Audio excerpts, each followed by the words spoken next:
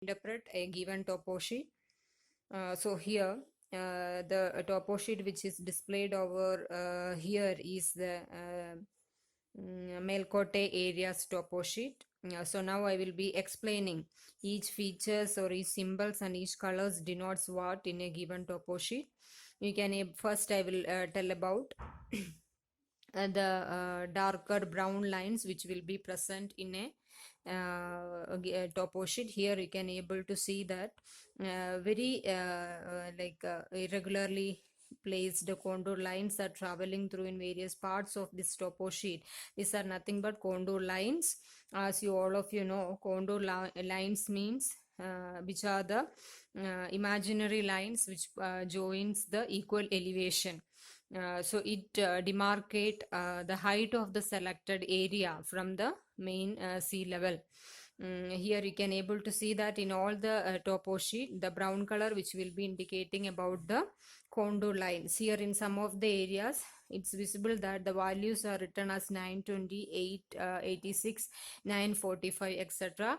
It demarcating this particular area which is having a height of 945 or 920 or 886 meter above from the main sea level.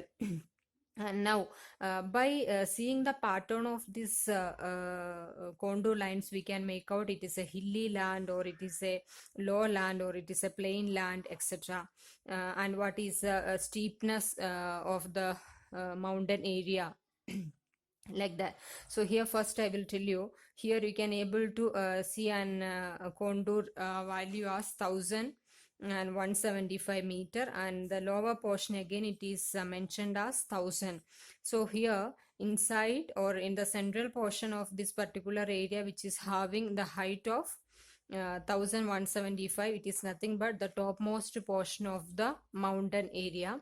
And the next below you can see 1,000, that is the elevation, maybe at the topmost portion of that selected area the height is 1,000 meter, and here from the main sea level. And here you can able to see that the lines are very closely spaced each other. It means it is a very steep slope in this area. But here if you see, you can make out that between each alternative or each successive contour lines there are space is also there. It means they are gently sloped areas. But if it is very narrowly spaced each other, it means that area is very steep in slope. And that is about the contour lines. Another feature or a green color polygon you can able to see, irregular polygon. It demarcates the a forest area or the vegetation cover of that area. Green color is denoting about the vegetation cover of the land.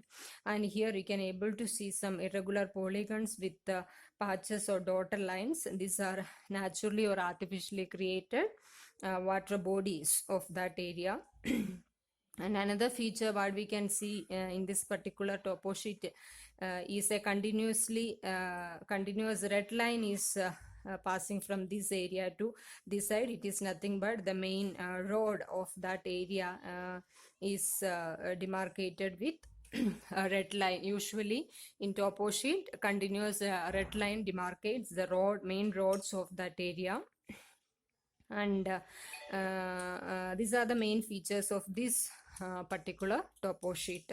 So this is how you have to interpret the given topo sheet. Now as per your syllabus, what is next is you have to trace this particular features into a tracing sheet in order to understand what are the features of this selected area. You can use various colors. I am using so as per the colors which is mentioned in the topo sheet. For water bodies I am mentioning blue color, and for vegetation cover you should use green color, and for contour lines we can use brown color, and for road areas we can use red color. Using these different colors I am going to trace these features into a tracing sheet. We will learn how to trace the features of this topo sheet into a tracing sheet. this is what tracing sheet. It is available in all stationery shops of A4 size. Because I am using the topo sheet of A4 size sheet, that is why keep it arranged properly like this. Now after that, first we are going to trace the and trace the complete features onto this tracing sheet. So like this you can able to complete all the selected features into this topo sheet. Here you can able to see how I am doing like that very smoothly. You can able to, I am always advising students to use different colors. If you are using a pencil or a same color pen, this much difference of feature interpretation you cannot do in the tracing sheet. So we can finish the tracing like this by tracing all the boundaries which are visible to you like this. And here one part of the greeneries is over, and here also we can able to see some green boundaries are there. It is the continuation of that previous polygon itself. Since I am using only 1/4 of the topo sheet, it is getting cut in some of the area. So from the given topo sheet, all the green polygon, I mean the green vegetation cover we finished. Now next we can start with the rods. I'm completing the most like identify and very clear features on this given topo sheet, and you can trace the rod which is very clearly visible over the topo sheet with a red color. In all the topo sheet, red color which indicates the roads or main roads of the areas. Like this you can complete, and if you have a time permits during exam, you can do the double line for the roads. And next I am going to trace the water bodies of this color. You can able to see here small water bodies, or it may be natural or artificially created reservoirs will be there. Like this you can able to trace all the features. One thing you should keep in your mind, do not shake the tracing sheet as well as the topo sheet.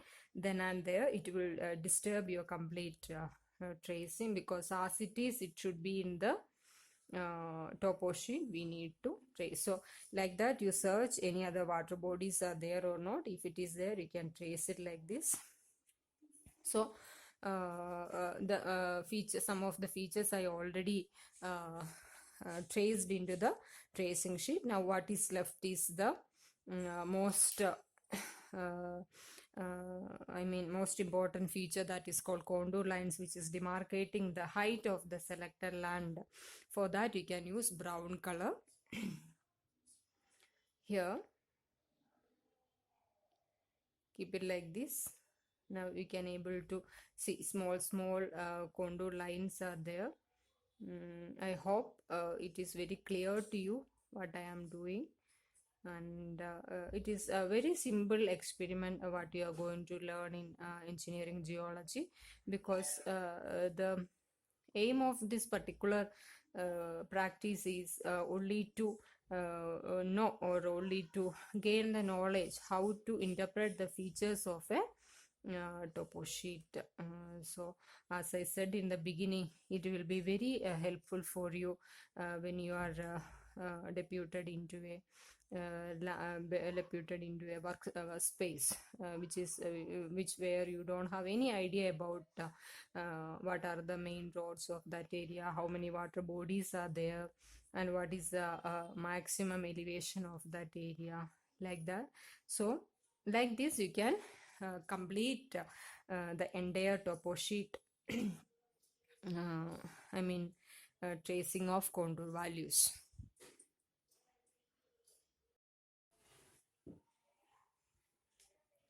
So once we complete all the tracing of contour sheets, this is how it will be. So here you can able to see now almost when I removed the background topo sheet, you can able to see here the contour lines, the rods, the greeneries, that is vegetation, and the water bodies, everything we got traced into the topo sheet.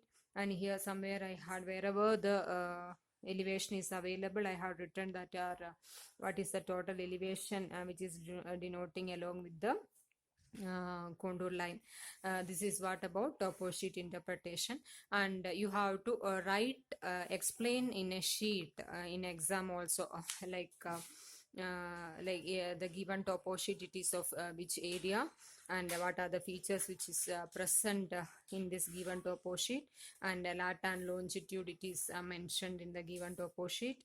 And you can write, as we studied, what is the highest elevation, how many features are present, what is the name of this particular Kallukote forest, that is the name of this forest. Like that you can able to describe the features to complete the session about the